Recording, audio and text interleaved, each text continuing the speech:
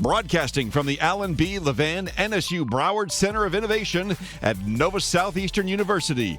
Welcome to Sunshine Startups Live, featuring rockstar entrepreneurs, bright ideas, and experts on the startup ecosystem. And now your hosts of Sunshine Startups Live, Jim Ryan and John Wensveen. Hi, and welcome to another exciting episode of Sunshine Startups Live. I'm your host, entrepreneur, investor, and startup enthusiast, Jim Ryan. On deck with us today is another terrific episode, another great entrepreneur making waves in Florida. And of course, I'm welcomed by John Wensveen. John, hi, how are you? Good morning, Jim. I'm John Wensveen, the Chief Innovation Officer here at Nova Southeastern University and Executive Director of the Levan Center of Innovation, the world's first theme park for entrepreneurs, and the only model in the world that's figured out how to reverse engineer the success of an entrepreneur from birth of an idea through successful exit or global expansion. And I cannot tell you how excited I am to be here today, because you said we're on deck and we're going to knock this one out of the ballpark, and we're going to talk about Haitian baked goods. And John, there's a lot of activity here at the Levan Center coming up in the fall. What are some of the events that are happening that's really exciting to talk about? Well, we're off to a flying start. Cannot be more excited. We have South Florida Space Day that's happening here within the next month. And we have South Florida Innovation Day. And both of these events bring together the entire ecosystem, not just of South Florida, but truly the Florida market and the world. So we have a local, regional, national, international impact, but it's all about bringing more awareness around innovation, technology, and entrepreneurship around those themes. So a lot of exciting things here at the Levan Center. And then the purpose of Sunshine Startups Live is to really talk about the activity, how the burst of startups, new business, and really excited to bring you successful entrepreneur, burgeoning business, Nadeige Sterlin from Paix. And my French is not the best, but I'm working on it. Perfectly said. But really excited to have you with us today and interested to talk about the business, of course. But I'd like to start with your background, doing a little research, hearing a lot about the fire about you and what's happening with the business here in South Florida. Kind of talk about your journey from sort of corporate America into becoming an entrepreneur. So talk about your initial corporate background a little bit. Okay, fantastic. Good morning, everyone, and thank you again for the invitation.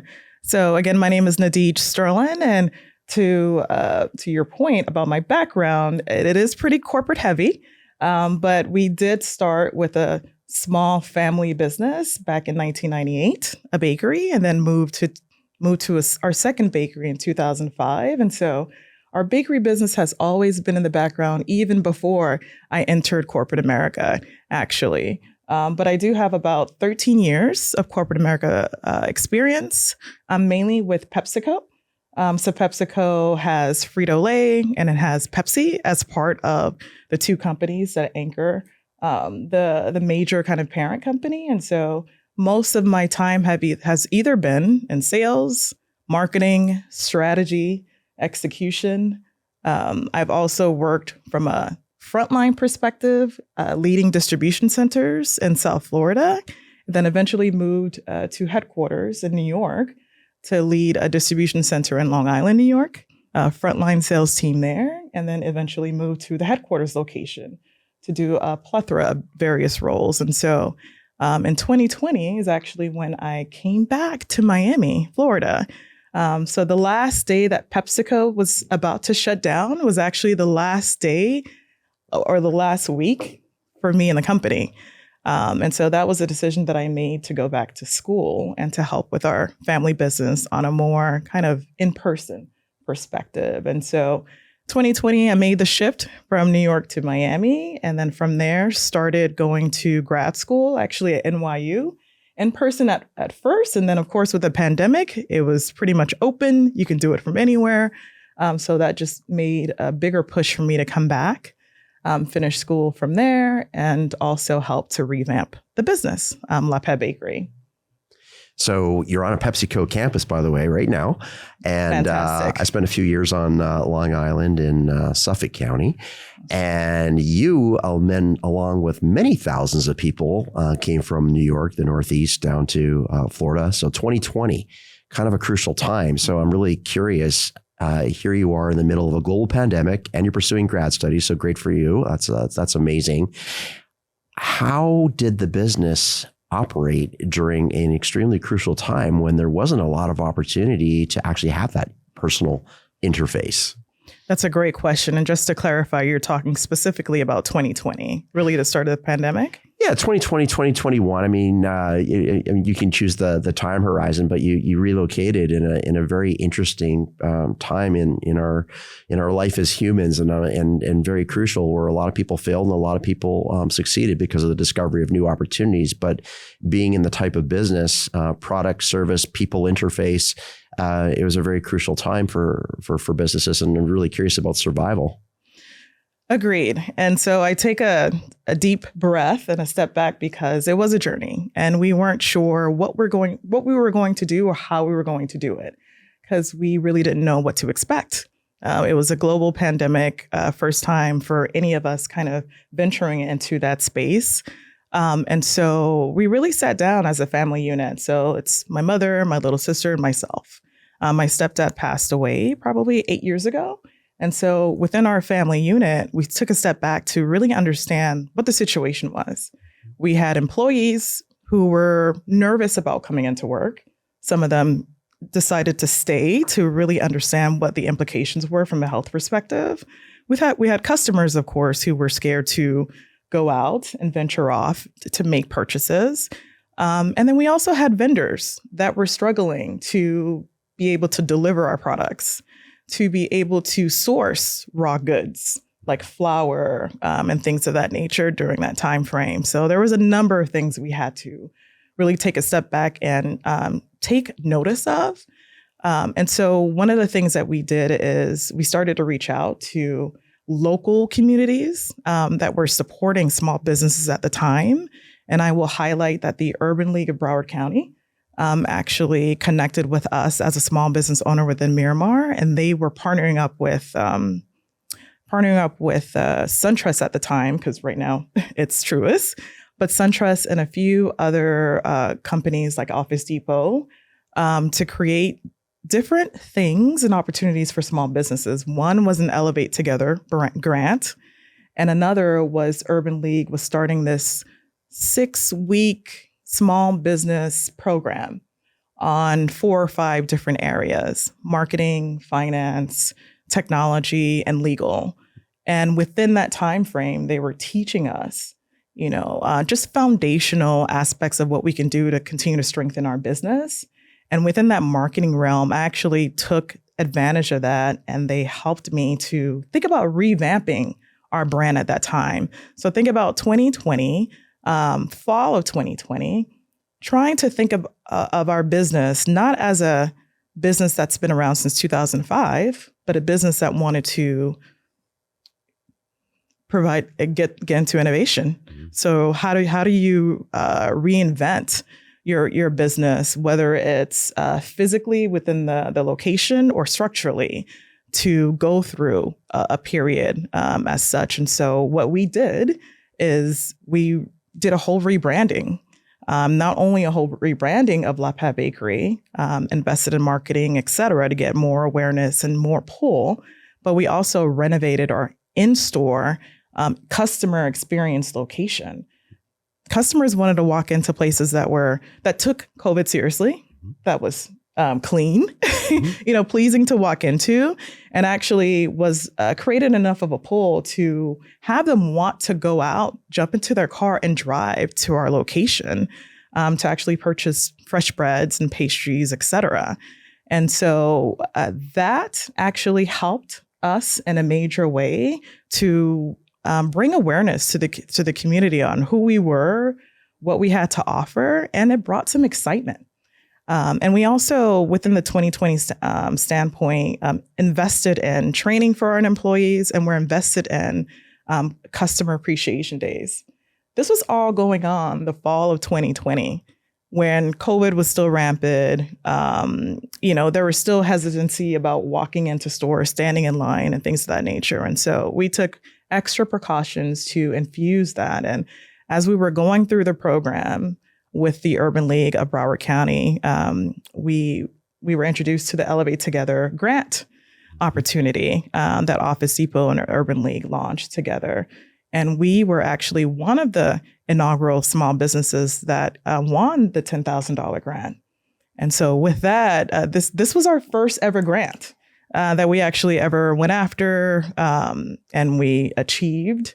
And one of the things that we did is we purchased a delivery van vehicle. We were able to really step up our game in terms of our delivery service to our local small groceries. And with this grant also came an introduction and a support system with the venture mentoring team, the VMT organization that I am still very close to. This is a group of mentors, dynamic small business entrepreneurial mentors that I have as my think tank, as our think tank to help us with, how do we scale our business, to think about how do we elevate our business to the next level. And so they've been instrumental in guiding us through different storms and lows through 2021. It was still going on in terms of opportunities. And they've been able to push us in different ways on how we can think about expanding our business. And so we are actually on the verge of opening up our second location. Congratulations. Thank you so much That's awesome. for that. Yeah. Thank you so much. Is it closer to us? It's actually further away. Oh, okay. Yeah, so our second location will be in Miami Shores, which is in Miami-Dade. Our current location is in Miramar, that's in Broward County. Mm-hmm. So talk about, what an incredible journey, obviously, and then the challenges going through COVID, winning the grant. So, what a beautiful opportunity and prize, coming out of, a challenging time, plugging in sort of this adrenaline shot of mentorship, providing sort of nuggets of information, wisdom, maybe some network. So talk a little bit about that. So the mentoring experience a little bit. How has that been for you from where you sort of presented the business and during a challenging time? How have the mentors in your mentor group, cadre, how have they supported you? And give me sort of an example of some information that they might have helped you pivot during that time. Fantastic question. I can go on with that question, but to your point, just to pick one specific one, within the 2020, 2021 timeframe, and still to this day, inflation, right, has been going up and down. It's been hard to really stay on top of pricing from our perspective and vendors that we should continue to purchase raw goods from because of price increases and because of outages of even gaining the products and the goods that we've needed to run our business. One of the things that my lead mentor, Greg and Michael, within the VMT family, took a step back and really pointed out to me is, how are your margins? What are your profit margins like? And I basically told them, I'm not sure right now. We're just trying to keep our doors open and sell. Okay, take a step back. Sales revenue is one, but then what's going on from a profit perspective? And so we took a step back. They helped me pull together a very complex but fun spreadsheet where we really pulled together all of the costs, all of the key items that really drove our business to take a look at. Were we actually making money to help fund our business, or were we actually losing? And that was an aha moment for me where, 2 or 3 of the key items that we sell daily that are drivers of the business, or that we believe are drivers of the business, weren't really driving the business. Because we weren't accounting for the labor that it took. The cost of incremental items like eggs that are now significantly down. The prices of eggs had skyrocketed and general food costs. Yeah, yes, absolutely. Yes. And so that exercise was very transformative to us because it allowed us to take a step back to understand where the critical opportunities were of the business that kept us from growing. When I say growing, it's not only sales, but growing in the team. Like there's a number of things that that goes with the lack of profits coming in, that handicaps a business from being able to grow properly, right? And so we were able to address those, make the proper sales price increase to those items, just so we can get back into the positive and communicate those changes, which is also key to consumers on why we were taking price increases. At first, they didn't want that to happen because for years they were used to certain price points, but they understood because they were seeing it at the grocery stores when they would walk in. And so that communication was key to bring our customer base along with those changes. And of course, we rewarded them where we could have with those customer appreciation days because they remained loyal even past, the increase of those products. And so that was a real time major kind of project that the VMT team really pointed out to me that needed to happen, and that really helped shift our business. So congratulations on the success that you're having and the growth. It's very interesting. We'll be curious to watch as this matures. I think that the global pandemic really put us into an environment of survive, adapt, recover, and rethink. And we're always in the rethink mode. And it's not a question of if it's going to happen again, it's when, and it's going to be something. And maybe it's not a global pandemic, but there's something that's going to disrupt us. And you mentioned labor. And obviously that's one of the big high fixed costs of any kind of a business. And it varies, of course, around the world, depending on where you are. But there is a debate out there right now that I think is impacting a lot of businesses more on the negative side than the positive. There's a lot of talent out there, but perhaps not a lot of qualified, skilled talent for the types of positions that organizations need. And I'm wondering, in your own business environment, has it been difficult trying to recruit and retain the talent that you need versus what you can get? Great question. And short answer, yes, it has been difficult. So 2020, definitely in 2021, we were bleeding. Like, we would bring in new employees, but for some reason it was hard for us to retain. And we tried to do the best with, attracting with trainings, with different incentives, but it was hard to retain employees. And to your point about, this type of industry wanting skilled labor, we had to be patient. And unfortunately, we had to be open to employees who had no experience in this area and training them appropriately from start to finish, because that was the pool that we were in. Fast forward to now, labor is not an issue. In terms of obtaining labor is not an issue, but to get through that 2021 timeframe, I think, was very difficult into 2022. Our business wasn't increasing, but our labor was fluctuating. And so it placed a lot of pressure on the owners to be more owner-operator, to be more in-house. Instead of trying to think about our expansion, we had to take a step back and think about how do we just make sure that we maintain and keep up with the demand and the growth that we've created. So that was a difficult area. One of the things I will tell you is that moving forward, we also think about how do we infuse or make a hybrid decision or investment on AI as well as labor as we think about our second location, just to take a page from whether it's I think it's Taco Bell, McDonald's. There are areas of the business where it's now automated, where you keep your skilled labor in other areas, but what you can automate, you do, where it makes sense, or if it complements your labor. And so that's how we're thinking about our business to make sure that we're giving our team work that's meaningful. If there are tasks that could be automated, that may be tasks that they're not interested in doing, honestly, as a person, that they want to elevate and grow their skills.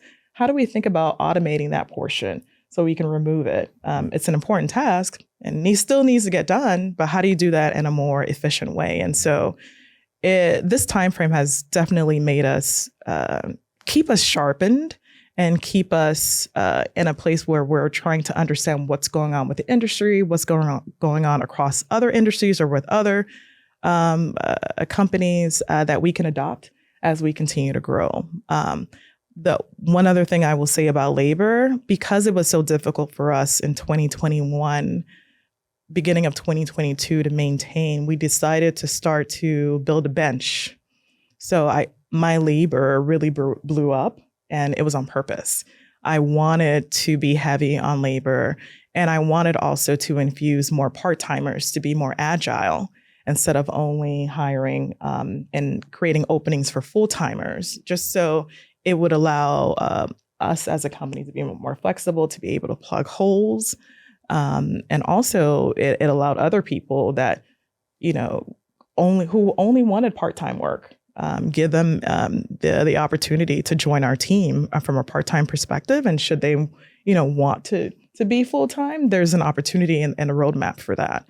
But labor, very complicated question, and it's a complicated journey, costly journey, but it affected everyone. And an issue that's still affecting many, many people today, especially in the state of Florida. Let me ask you, restaurateurs, those in CPG, sometimes they have challenges. You had a family business, a lot of home goods that were being produced in your bakery. You went off, had this corporate career. Then you kind of came back, right? So how did your corporate background, those are the key learnings that you had through corporate America, how did that influence the family business? Great question. And I laugh because even within corporate America, you don't want to go fast too quickly, even within a big company when you're introducing change. And so in the beginning, I was so excited, had all these ideas. Mom, sis, look at all these things we can do all at once. all we need is just a little bit of money. And how many times was their head spinning during that conversation? Their heads are still spinning, but they're seeing the results from it. But to your point, I was very excited, but in the beginning, I think I wanted to go too fast. Too quickly, especially it was during a pandemic. And so I think the conversation with the other owners and bringing them along in the journey and trying to share the reasons why I wanted to introduce different aspects into the company helped us make the changes. But it wasn't easy. These were conversations that lasted maybe a week, or maybe I had to answer any concerns that they had, whether it was funding, whether it was making sure it was a process I was bringing on that made sense and that had longevity. And then you had to bring employees along with the change as well and say, who is this New Yorker coming out of nowhere? And I'm like, I'm not a New Yorker. I'm from Miami. I used to work at a bakery in '98 while I was in high school. So I've always been in the industry somehow, even though I took a step back, went off to college at FSU, came back, then went off to college at NYU and within corporate America. But I always had the passion inside of me for our baking business. And so had to also prove myself to the local team there that I wasn't here just to push our business and to make money. Wanted it to be a pride for all of us. This is a Haitian business, a Haitian bakery. As you know, within the media, there's a couple of issues going on in Haiti right now that is keeping people away from even traveling to the home country. And this is an island where people would go during holiday seasons, definitely go to visit family.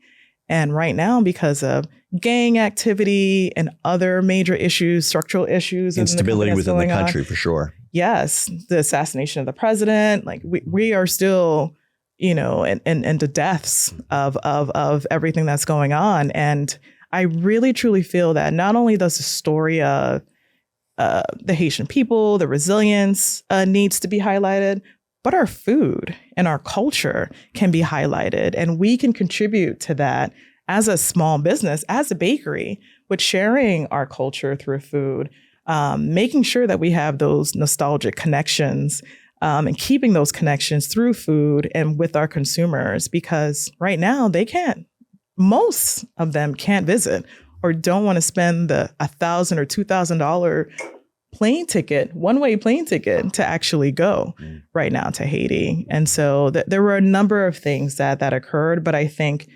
bringing everyone along on some of the changes, making decisions together on which ones we would move forward with, short-term versus long-term, really helped.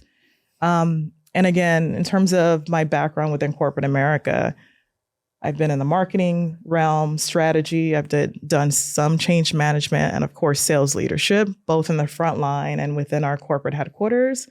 All of those various experiences helped me to introduce different examples of what we could possibly do. And to show you the numbers, 2020, so the end of 2020, we ended the business at plus 63%. Versus 2019 in sales revenue. 2021, we ended the business at 111% versus 2020 in sales revenue. 2022, I believe we ended the business at around plus 60%.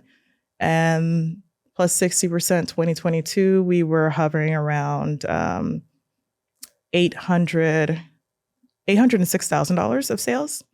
And this year, I expect us to cross $1 million, over $1 million worth of sales. And so starting the journey at selling $230,000 a year to now within, 3 or 4 years. And so it's been difficult, but as a unit, we've been able to get through it. But you're doing it successfully. And I liked how you addressed the fact that you shouldn't go too aggressively in terms of growth. So steady, moderate growth strategies are really key in business for most types of industry sectors.